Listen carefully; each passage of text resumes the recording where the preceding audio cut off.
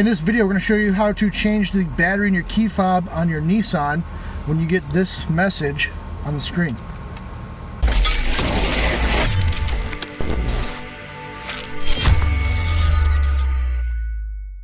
Here we have a keyless fob for a typical Nissan. We're going to go ahead and show you how to replace the battery on this.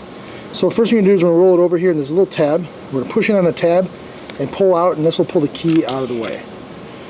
From there, if we look on the back side here, there's two little tabs. There and there, two little notches. What you're going to need is you're going to need some kind of small screwdriver, flat blade screwdriver, a jeweler's screwdriver, and we put the tip of the screwdriver, inside here, and we just kind of twist. It'll cause the halves to separate. From there, it's just simply replacing this battery. This battery is a CR2032. So we go ahead and take that. I got my new one to the side here. Okay, the writing is the positive side. That's going to go down on here because that's how it was when we got it. We'll put the battery in. We'll flip the back over onto the top half, and we'll just press the ends together. We go ahead and put the key back in,